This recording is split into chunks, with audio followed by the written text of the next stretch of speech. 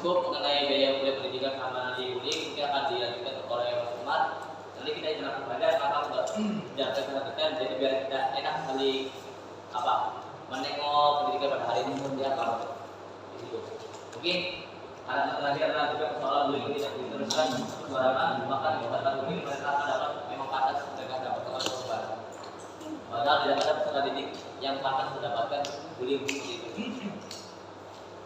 Mungkin lanjut, mungkin dari aku itu saja. Selanjutnya pengumuman di buat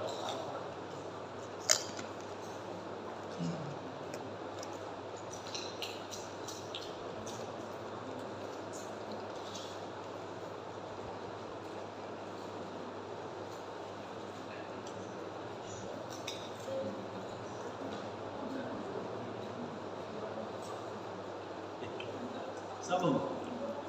Ada.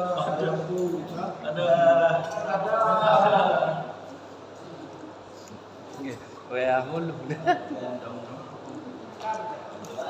Siapa dulu?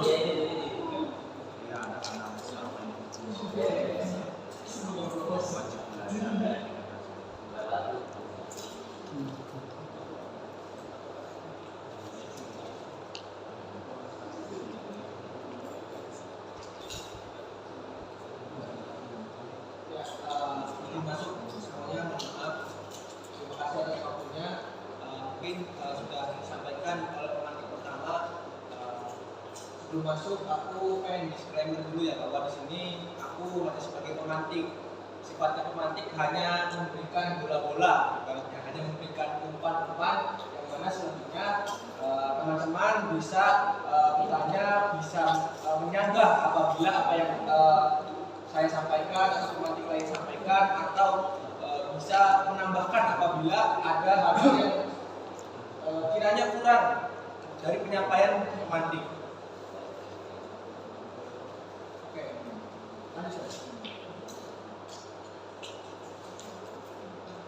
Karena pembahasan pada kali ini yaitu kita sedikit menengok pola pendidikan.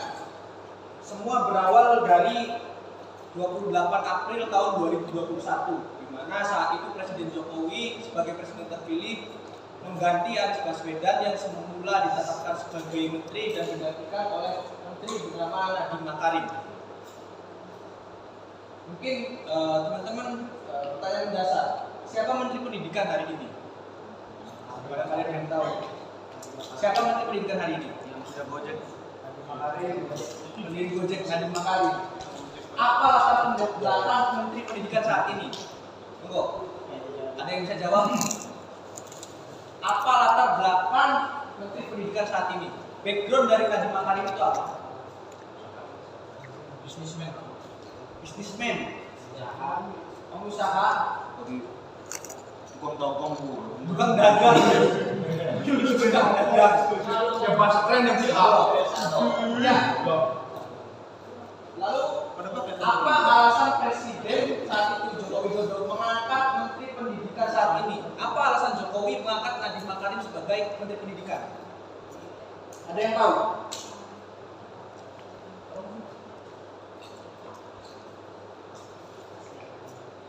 Sebelum kita membahas luka-luka pendidikan hari ini, saya beri judul Cerobong Guru Pendidikan.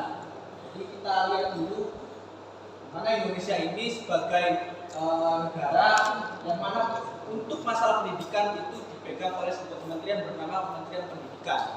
Maka dari itu kita coba lihat dari atas terlebih dahulu, yaitu siapa Menteri Pendidikan saat ini, apa latar belakang Menteri Pendidikan saat ini, apa alasan Presiden mengangkat Menteri Pendidikan saat ini, dan sebutkan yang terakhir, sebutkan kebijakan Menteri Pendidikan saat ini yang Anda ketahui, apapun, selama Nadiem Makarim jadi menteri, apapun.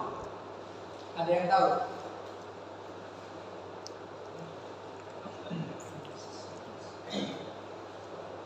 Sebutkan kebijakan satu aja, Bapak. Yang setahu teman-teman, apa kebijakan Menteri Pendidikan saat ini dari awal menjabat sampai sekarang?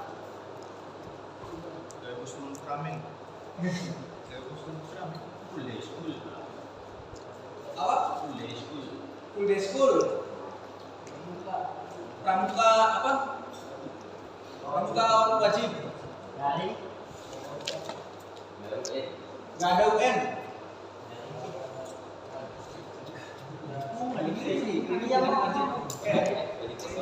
Daring. Nah itu mungkin dari sudut pandang siswa. Mungkin di sini ada teman-teman yang dari jurusan pendidikan, mungkin lebih tahu bagaimana yang mana pendidikan ini bukan hanya mengurusi siswa, tapi juga ngurus guru-guru. Apa kebijakan Menteri Pendidikan barangkali ada yang tahu, yang itu tujuannya untuk guru-guru atau tenaga pendidik. Banyak. Menciptakan guru P3K. Ya mungkin itulah sebenarnya kebijakan yang itu dikeluarkan oleh Nadiem Makarim sebagai Menteri Pendidikan hari ini. Perlu diketahui bahwa ketika 2019 saat Joko Widodo ingin maju ke periode kedua, Nadiem Makarim merupakan salah satu kandidat kuat ketua tim ses Joko Widodo. Itu yang harus kita garis bawahi. Yang mana alasan-alasan Presiden Joko Widodo mengangkat Nadiem Makarim sebagai Menteri Pendidikan itu memiliki sebuah unsur politis, di mana Nadiem Makarim menjadi bagian dari tim pemenangan Jokowi Ma'ruf Amin saat itu. Dan itu menjadi sebuah hal yang ironi, di mana hari ini teman-teman yang 4 tahun bahkan ada yang 5 tahun kuliah pendidikan nanti setelah lulus diatur oleh orang yang bukan berlatar belakang pendidikan. Hari ini ribuan guru, jutaan guru itu diatur oleh satu orang yang tidak memiliki background pendidikan. Maka pendidikan hari ini di Indonesia itu diurus dengan cepat. Itu yang harus teman-teman tahu. Yang terakhir mungkin teman-teman tahu masalah ganti seragam SD, SMP, SMA. Yang itu aku nggak tahu apa urgensinya untuk pendidikan mengganti seragam. Itu sebagian kecil sebagai gambaran awal. Dan mungkin ini sebagai sedikit refleksi ya, dan mungkin teman-teman lebih mengetahui detailnya seperti apa yang sering turun di Indramayu seperti apa. Ini merupakan data yang saya ambil dari BPS tahun 2021, itu dari awal 6,52 di 2021, 6,83 di 2022, 6,94 itu tahun 2023. Ini angka lama pendidikan di Indramayu berdasarkan tahun. Mungkin sahabatnya pasti lebih tahu, teman-teman lebih tahu itu sebagai bagaimana kondisi pendidikan di Indramayu.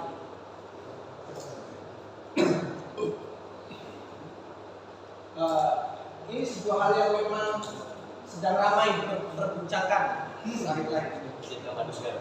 Akhir-akhir ini ramai diperbincangkan mengenai study tour yang biasa diselenggarakan oleh sekolah di saat pemilihan libur sekolah. Hal tersebut terjadi karena terjadi sebuah langkah-langkah bus yang membawa peserta study tour dari sebuah sekolah dan mengakibatkan beberapa korban jiwa. Lalu bagaimana kita merespon hal tersebut? Mungkin di sini ada teman-teman yang bisa memberikan opininya atau pendapatnya. Bagaimana kita merespon polemik study tour yang belum lama itu terjadi di sebuah sekolah? Monggo, barangkali ada yang mau berpendapat. Bagaimana kita melihat fenomena tersebut?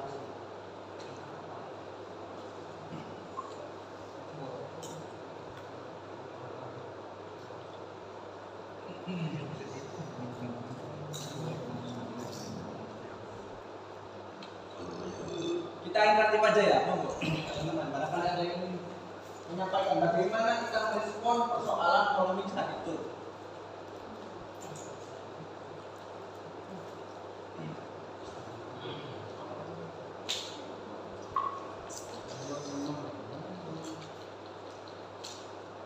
Ya misalnya teman-teman punya responnya soal Ini kita dialog aja, biar aktif. Karena di sini sebagai penanti.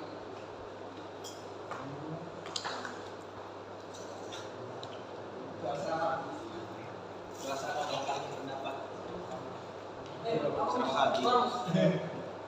Oh ya, izin ini ya. Ya, Disebutkan apa sih study tour adalah sebuah apa sih? Terjadi sebuah kecelakaan yang peserta study tour karena dalam sebuah sekolah dan mengakibatkan beberapa korban jiwa. Nah, bagaimana respon saya? Dalam hal ini respon saya tuh kayak dalam beberapa sekolah kan mempunyai kebijakan masing-masing kan mengenai study tour. Nah, ada yang mengikuti pemerintah dan pemerintah kan kayak mengikuti bahwa sekolah tuh kayak tidak mengikuti adanya study tour. Nah, sedangkan ada contoh kayak sekolah beberapa negeri itu kayak mengadakan study tour tapi bukan dari pihak sekolah gitu. Nah itu bisa diajukan melalui OSIS sendiri, yaitu dengan cara kayak mengambilkan atau menggunakan uang study tour itu kepada OSIS, sehingga pada pihak sekolah tidak tahu menau, soalnya itu kan usulan dari beberapa siswa gitu kan. Nah saya sendiri kan dari pihak swasta, dari swasta kan kayak beda kan. Jadi kalau semisal ada study tour itu masuknya ke cakupan ke guru-guru. Kalau negeri kan mungkin tidak diperbolehkan oleh pemerintah, jadi kayak mengambilkan dari pihak-pihak OSIS dan diusulkan lalu diadakannya study tour. Itu berdasarkan kayak pengamatan dari sekeliling sekitar saya. Nah di sekitar sekeliling saya itu study tour itu dipunguti dari OSIS gitu. Jadi kayak diselenggarakan OSIS itu diselenggarakan study tour itu dari OSIS. Nah itu pernah ada terjadi, soalnya kayak usulan tentang study tour gitu. Nah, usulan tentang study tour, nah itu dibagikan lagi kepada siswanya. Soalnya kan yang memungut dari pihak study tour kan dari siswa-siswa, OSIS juga kan siswa kan. Jadi guru itu tidak tahu tentang study tour, jadi itu bisa dikembalikan lagi. Terus kenapa ada kebijakan kayak misal kayak yang tidak study tour itu kayak dipunguti biaya kan? Nah itu kayak bukan dari, ya itu kayak termasuk kebijakan dari OSIS tersebut kan. Soalnya kita kan kayak bisa mengambil kayak boleh dibilang kayak keuntungan kan, kayak guru juga berhak itu dong, kayak itu juga kayak dari pihak sekolah kan kayak OSIS kan butuh, jadi kalau itu kan butuh bimbingan kan, makanya diambil dari pihak guru. Nah tersebut terjadi kan kayak ada kecelakaan tersebut kan. Nah pengalaman saya itu dalam korban jiwa tersebut itu kayak dalam kayak minimnya kayak fasilitas, soalnya kayak sebelumnya kan ada kayak sudah dicek dengan dari pihak kan sudah mengamankan, terus juga ada pro dan kontra antara pihak bus dan pihak sekolah gitu. Makanya kalau setiap kayak kegiatan itu masih mending kayak dibicarakan baik-baik, enak kayak gimana kepada orang tua.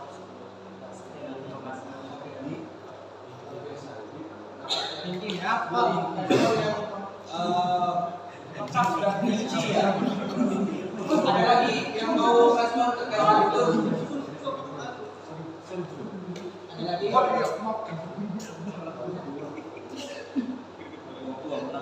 lagi?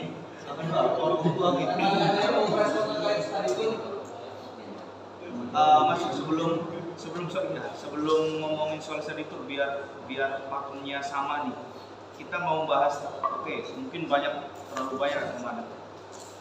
Study tournya nih kita bahas soal ini kan polemik study tour belum bisa dipakemin bahwa ini nih kita membahas study tournya nih, study tour secara program atau yang biasa dijadikan program atau di sekolahan, atau memang kecelakaan yang kemarin yang kebetulan itu ditumpangi oleh orang-orang study tour. Nah kita bahas yang mana dulu nih, ngomongin polemik study tour ini dulu nih. Jadi dua ranah yang berbeda bagiku ketika memang polemik study tour ini dibahas dalam satu dimensi. Nah meskipun memang nanti ada keterkaitan dan sebagainya, cuma dua ranah yang berbeda nih. Biar kita fokusnya tadi bahas soal program yang kayak study tour ini diselenggarakan oleh sekolah atau nanti oleh OSIS dan sebagainya.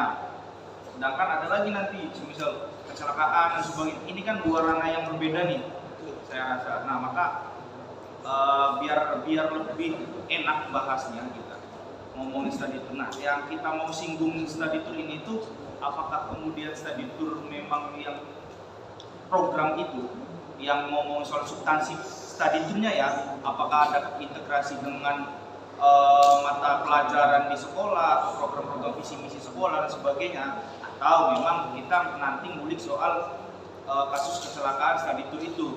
Nah jadi dua ranah yang berbeda tuh, kita mau bahas yang mana tuh? Biar nggak lebar. Terkait mungkin di awal ini kita akan buka persoalan membahas mengenai study tour ini. Kenapa study tour ini menjadi perlu dibahas? Karena kemarin ketika adventure data ke sekolah, apa saja luka pendidikan hari ini, mungkin bisa study tour ini kita bahas. Dan mungkin ini sebagai awal sebelum kita masuk ke dalam polemik study tour yang lain, seperti yang sudah dipaparkan di saja, bahwa hal tersebut ini mengenai sebuah predikat terkait kemarin yang kecelakaan. Lantas bagaimana kita merespon kejadian tersebut? Bagaimana kita merespon study tour yang kemarin itu bisa dikatakan viral? Akhirnya study tour ini menuai banyak atensi, baik itu dari kalangan masyarakat secara umum maupun bahkan yang terakhir itu Pemprov Jawa Barat akhirnya juga merespon. Dan mungkin kita belum bisa mendapatkan respon terkait kalau study tour kemarin itu bagaimana. Namun yang jelas kita dari pembahasan berikutnya yaitu bagaimana program study tour ini dapat bisa menjadi program yang baik, tidak menimbulkan masalah-masalah seperti yang kemarin. Karena setelah saya telusuri, aturan di Indramayu sendiri itu terakhir dikeluarkan itu peraturan bupati terkait study tour itu tahun 2022. Itu pembatasan study tour, hanya ada yang mana di situ hanya membahas pembatasan study tour dilarang untuk keluar provinsi karena Covid. Namun setelah itu tidak ada aturan dari Dinas Pendidikan Indramayu, lalu di Pemprov Jawa Barat, bahkan hingga tingkat menteri, tidak ada aturan yang mengatur persoalan study tour. Nah, itu perlu kita bahas. Sebenarnya menurut teman-teman, study tour ini itu perlu atau tidak? Itu pertanyaan yang mendasar.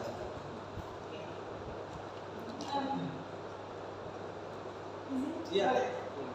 Makasih ya. Biar diskusinya jalan aja, biar tidak ada khusus-khususnya dari pertanyaan atau dari pertanyaan yang diajukan oleh APS itu kan merupakan limitasi pembahasan. Kira-kira fokus pembahasan itu apa sih? Biar nggak luas gitu. Karena perihal online itu benar banyak hal yang bisa dibahas dan dibicarakan. Kemudian Mas Umar tadi sendiri sudah memberikan antikan ya, kayak gitu, perihal fokus pada kali ini gitu kan. Ternyata yang disebutkan itu sebenarnya study tour ini perlu apa enggak sih? Artinya itu kan? Ya, itu. Nah, ini udah ngebuka buat argumentasi dari yang lain nggak? Iya, iya. Benar. Kalau dari saya sendiri sih, study tour itu memang perlu ya. Karena dari kata study tournya aja kan memberikan kesempatan kepada siswa atau siswinya itu untuk bisa belajar dari luar kelas atau luar lain kayak gitu. Nah, study tour kan banyak yang bisa diambil dari ada yang pakai gunain study tour, ada yang kadang alam gitu kan, atau yang lainnya lah sebagai macamnya. Ada mungkin tidak mengenai konflik, polemik yang sekarang lagi hangat-hangatnya gitu kan. Itu memang teknisi gitu. Yang memang kita juga nggak bisa prediksi ya, kecuali dari masing-masing yang punya bis sudah kemarin kan kejadiannya karena bisnya tuh kurang dicek kayak gitu atau memaksakan kayak gitu. Ketika pertanyaan dari teman itu perlu nggak sih study tour itu diadakan? Kalau argumentasi dari saya perlu, karena walau bagaimanapun itu salah satu wadah atau tempat bagaimana dari lembaga itu bisa memberikan contoh bahwa ini kita juga bisa loh belajar atau mencari pembelajaran dari luar kelas kayak gitu. Bagaimana cara kita mengamati alam, bagaimana dan hal lain-lainnya. Mungkin saja ini PR bagi kita mahasiswa ya, ataupun yang mungkin justru di pendidikan dan sudah terjadi dunia pendidikannya juga, itu bisa membuat mereka lebih baik lagi bisa dipilih. Maksudnya, misal contoh nih, lebih lebih memfokuskan contoh kayak misalnya di Indramayu, di Jawa Barat itu kemarin sudah ada peraturan yang benar yang disemua oleh mas pengamat kita untuk warga Jawa Barat misalnya atau lembaga Jawa Barat jangan sampai di luar Jawa Barat dulu, utamakan cari wajah kuningnya kayak gitu kan ya, wilayah Jawa Baratnya dulu gitu kan. Contoh kalau kita ambil di Indramayu, kenapa sih study tour ini nggak digunain misalkan untuk nyari gitu loh, nyari budaya-budaya yang di Indramayu kayak gitu, belajar ngebatik atau nyari sejarah-sejarah kayak gitu yang ada di Indramayu. Itu sih kalau dari argumentasi saya perlu kayak gitu, tetap perlu adanya study tour di setiap lembaga, apalagi itu hanya dilakukan ya bisa dibicarakan, bisa dikatakan 1 tahun dalam 1 kali ya, kebanyakan kan kayak gitu, enggak setiap bulan kayak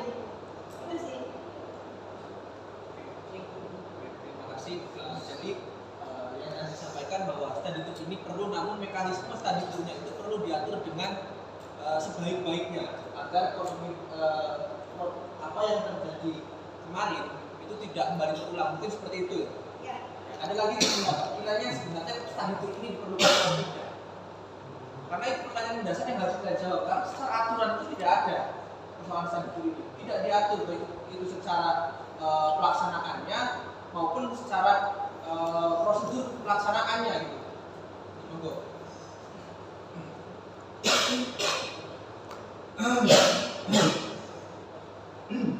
Akhirnya tadi seperti tadi yang disampaikan oleh Mas Yasan di depan bahwa akhirnya prosedur study tour ini kembali ke sekolah masing-masing, prosedurnya dijalankan masing-masing. Akhirnya ketika ada terjadi kejadian seperti kemarin, siapa yang bertanggung jawab atas kira-kira study tour ini perlu atau tidak, dan jika perlu seperti apa? Monggo, barangkali ada yang ingin menambahkan atau menjawab. Ini Dimas ya. Mungkin terkait polemik study tour ini, menurut saya ada beberapa nilai-nilai yang di situ itu hilang. Karena itu ditunggang beberapa kepentingan guru, misalkan. Karena menurut saya entah itu study tour atau misalkan kalau bahasa kawan-kawan SMK itu kunjungan industri itu sangat penting. Karena itu untuk misalkan mengenalkan dunia luar itu bagaimana, dunia industri bagaimana misalkan, atau misalkan terkait siswa bagaimana sih nilai-nilai edukatif terkait wisata itu sendiri. Terus misalkan entah itu kalau misalkan di alam itu ekowisatanya bagaimana dan sebagainya. Nah, nilai-nilai itulah yang hilang saat ini karena ditunggangi beberapa kepentingan. Karena di situ juga ajang cuan untuk para guru untuk meraup keuntungan yang sebesar-besarnya. Menurut saya di situ. Jadi dari situlah sehingga study tour ini ada beberapa anggapan study tour itu cuma ladang cuannya guru saja gitu. Padahal ini sangat penting. Apalagi contoh yang misalkan di kawan-kawan SMK, kunjungan industri itu sangat penting. Walaupun nanti misalkan dia itu dengan wisata hura-huranya mana dan sebagainya, tapi kan itu kan sampingan saja. Tapi nilai-nilai edukatifnya ini yang sangat penting, yang di sekolah itu tidak ada. Akhirnya di situ Pak, nilai-nilai terkait study tour-nya itu sendiri yang hilang, karena ditunggangi beberapa kepentingan guru itu. Yang situlah dan cuannya para guru. Menurut saya di situ. Terkait study tour ya, bukan terkait kecelakaan ya. Kalau terkait insiden itu duluan dari nalar kita. Iya, junior dulu. Ya, dulu bajilah. Kita lebih panik lagi ya, lebih detail ya. Bahwasanya kan problem itu bukan masalah study tour ini perlu apa enggak, tapi substansi dari pelaksanaan study tour itu. Iya. Makanya kenapa kita nggak ada undang-undang seperti itu Pak? Seharusnya dari DPR dan pemerintah itu ngasih undang-undang bahwasanya sekolah-sekolah silakan boleh mengadakan study tour, tapi oleh substansinya ini. Substansinya bagi SMK tujuan institusi paham dia mau tujuan kemana, bukan hanya jalan-jalan ke Malioboro, ke Magelang Borobudur itu hanya lihat batu-batu aja, tapi tanpa ada panduan atau edukasi mengenai candi-candi ini harus sejarahnya itu yang udah ada di sekarang. Mungkin aku juga afirmasi kepada Mas itu ya, bahwasanya emang itu juga ada pencarian uang atau dari sekolah juga. Mungkin ada yang lebih detail lagi bukan teman-teman masuk ke polemik ini. Akhirnya kan muncul kan, bahwasanya study tour yang sekarang adalah nggak ada tendensinya, yang penting jalan-jalan. Tapi dengan itu sama adalah studi belajar atau lewat. Tapi ujung-ujungnya gak ada pembelajarannya di situ. Itu poinnya. Bahwa study tour yang baik adalah sebuah tour yang memiliki sisi edukasi, yang berorientasi pada pengembangan pengetahuan, yang implementasi pengetahuan para siswa, bukan hanya sekedar jalan-jalan atau ladang mencari cuan bagi para guru. Dan itu yang memang terjadi hari ini. Namun di sisi lain ini bisa dikatakan sebuah kesalahan, bisa juga dikatakan bukan kebenaran juga, bahwa hari ini taruhlah di SMA, di sebuah sekolah SMA itu tidak semua sekolahnya, tidak semua guru-gurunya itu merupakan guru-guru Ada beberapa misalkan contohnya, siswa tidak mengikuti studi tour itu sendiri, tapi tetap dipungut dengan misalkan 50% dan sebagainya. Dan itu saya pernah melakukan pada saat momentum SMP. Dan itu tetap kita tidak mengikuti studi tour, tapi kita juga bayar dan kita punya tol terkait beberapa misalkan materi-materi yang ada di studi tour itu sendiri. Nah ini kan berarti secara tidak langsung ini tidak ada agensinya gitu. Tapi kalaupun misalkan ada beberapa nilai-nilai edukatif, no problem. Misalkan saya pas pada saat itu SMK, misalnya SMK saya kunjungan di SMK Honda Motor. Nah itu pengembangan bahwasanya itu dunia industri yang sebenarnya kayak gini. Dan beberapa langkah-langkah kerja dan lain sebagainya kayak gini. Ini sangat penting. Tapi bagi misalkan kalangan SMP, SD itu sangat memberatkan menurut saya. Misalkan contoh kita kolam renang dan lain sebagainya. Dan itu periodik mesti setiap semester mesti ada. Nah ini menjadi ladang cuan akhirnya untuk para guru-guru honorer itu. Tapi saya tidak mengucapkan terkait guru ya. Tapi ini beberapa oknum guru yang memanfaatkan hal itu. Bahkan kayak misalkan yang paling besar itu biasanya di guru olahraga. Itu mesti setiap semester mesti ada hal kayak gitu. Ya, boleh jelas ya. Tapi teman-teman semua, ini kan kita baru ngambil dari pandangan kita ya, selaku agensi pentingnya studi tour gitu kan, tujuannya, fungsinya. Karena kalau kita ambil, misalnya kita posisi kita kacamata kita di wali siswanya. Ya ini kita ngomong secara tadi ya, kadang tuh udah banyak wali siswa yang bilang gini, lah Bu Jen, studi tour ya jahat, apa dalam batik? Karena siswa langsung bisa, jagoan aja mana aja di Cirebon, Bang-Bang, ya enggak? Nah, aku misalkan dengan pandangan misalkan lagi menjadi orang yang megang instansi tersebut jadi guru lah, bingung gitu loh. Kalau di bawah studi tournya nih misalkan ke yang ranah pendidikan kayak gitu, ilmu, nanti sedikit juga yang ikut misalkan. Ya coba kerja, apa dalam mana cuma guru saja, apa tapi dan geber, ibarat misal ya. Terus kalau misalkan ada yang bisa menjawab pengaruh Borobudur misalkan, ini kan banyak juga. Ini gimana nih pendapat dari pemantik ya? Misalkan pemantik ini kacamata ini sebagai instansinya gitu, gurunya atau penyelenggaranya gitu. Ini nih esensi studi tour benar-benar terjalin gitu, fungsi dan lain sebagainya. Akan ini berdampak kepada siapa? Ke siswanya. Banyak orang tua yang udah banyak juga ada uang gini-gini. Tapi kan siswa nanti kalau misalkan gini-gini, di sananya ada jalan-jalan loh gini kan dia pengen nyanyi. Melu pokoknya kita pengen berenang kalau mau bantu.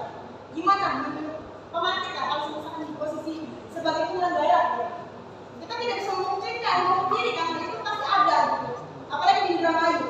Makanya saya merasakan kayak gitu.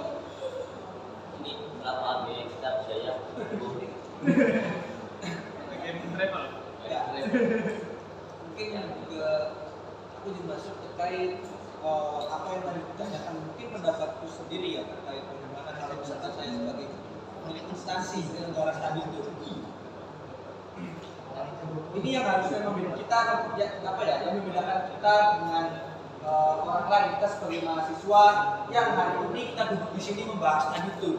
Mungkin banyak yang nanti teman-teman di luar lingkaran kita mungkin yang tidak pernah membahas studi tour, namun nanti saat dia menjadi guru tidak asal menyelenggarakan studi tour. Jadi studi tour ini tidak melulu hanya sebagai sebuah ajang untuk melakukan perjalanan, namun harus kita selipkan contoh misalkan 40% jalan-jalan, 60% edukasi. Cukup 40% itu sebagai pembungkus agar siswa itu berminat untuk mengikuti. Mungkin tadi yang disampaikan oleh Mbak Dia ya, jika hanya pure 1% untuk belajar yang lainnya, saya sendiri yang berasal dari Indramayu, lebih tepatnya di sini. Bahkan studi tour saja sudah diterapkan di tingkat TK. tamat kanak-kanak. Kalau misalkan agensinya yang itu adalah menciptakan momen atau misalkan belajar di ruang lingkup luar dari kelas ataupun sekolah, itu bisa kita ganti penamaannya. Jangan study tour, baik dengan tanda kata ataupun dengan nama yang lainnya. Itu akan lebih efektif untuk perkembangan saraf sensorik maupun motorik pada anak zaman sekarang. Apalagi di zaman sekarang ini yang zamannya digitalisasi. Anak TK pun sudah mengerti untuk mengoperasikan sebuah handphone. Berbeda dengan zaman saya, anak 90 tahunan yang mundur belakang. 90-an.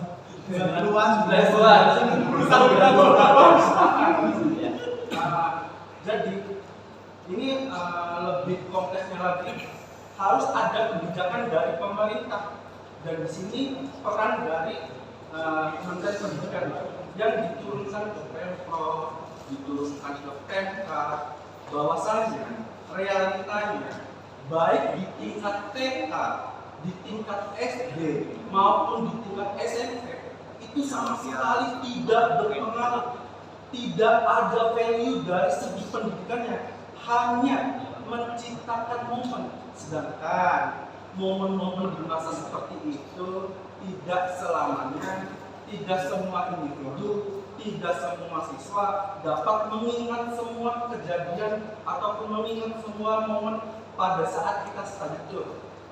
Makanya menurut saya pribadi, untuk tingkatan SD dan SMP itu alangkah baiknya dialokasikan terhadap eskul ataupun ekstrakurikuler. Itu pun belajar di ruangan kelas ataupun bisa belajar di ruangan lingkungan sekolah. Itu akan lebih efektif dalam perkembangan saraf sensorik dan saraf motorik. Tetapi jika memang agensinya untuk menciptakan momen dalam masa persekolahan sebelum kita untuk ada yang lanjut sekolah tinggi, entah itu langsung bekerja, entah itu ada rezeki untuk berkuliah, mungkin di momen yang SMA itu adalah agensi yang penting. Karena misal dihubungkan lagi dengan oh iya ini pendekatan ataupun sosialisasi antara siswa, antara guru, antara wali murid, antara kepala sekolah. Sebenarnya masih ada event yang lain, misal perpisahan ataupun kayak gitulah, perpisahan sekolah. Itu malah bisa menjadikan wadah atau bisa dijadikan kegiatan atau bisa dijadikan momen untuk siswa-siswanya bisa mengembangkan bakatnya dari ekstrakurikuler yang kita latihan terus menerus. Itu ada wadahnya untuk kita menunjukkan dan lain sebagainya. Makanya ini balik lagi ke pemerintah kita, bagaimana kementerian ini menilik lebih lanjut tentang study tour ini, agensinya seperti apa. Jika hanya memang realitanya hanya cuma jalan-jalan saja, walaupun dalam perlengkapannya nanti bawa buku ya Nang, nanti bawa pulpen ya, itu hanya segelintir orang atau hanya segelintir siswa yang mencatatnya atau yang lain sebagainya. Sedangkan untuk mekanisme dan teknisme pun misalkan bekerja sama dengan pihak travel ataupun bekerja sama dengan pihak wisata lainnya, dijelaskan sana sini bahwasanya ini Candi Borobudur yang seperti ini, Candi Prambanan yang seperti ini. Saya yakin 100% tidak semuanya menangkap hal tersebut. Maka dari itu efektivitas dan efisien untuk study tour di taraf TK, SD, dan SMP itu harus dipangkas karena belum usianya belum cukup untuk menerima bahwasanya ketika kita belajar di luar kota ini harus mendapatkan value-value yang nantinya bisa berdampak positif bagi kehidupan kita ke depannya. Masuk ke pembahasan tadi ya, terkait guru honorer dan lain sebagainya. Saya memang bukan di bidang pendidikan, melainkan saya di bidang industri. Tetapi jika entah itu guru olahraga, maaf jadi nyambung sini, entah itu guru olahraga mengadakan kegiatan renang. Dari situ dijadikan waktu ataupun momen untuk mendapatkan uang yang lebih, karena mungkin pendapatan dari honorer yang tidak seberapanya ini pun masih banyak rapelannya, dan ini juga masih menjadi PR bagi sumber daya manusia, entah dari gurunya, entah dari kepala sekolahnya.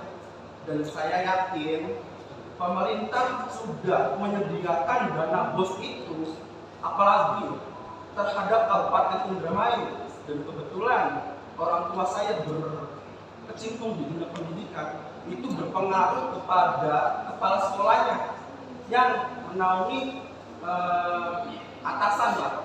Ibaratnya ya kalau nggak ada kepala sekolah tidak akan bisa jalan gitu operasional. Dan di sini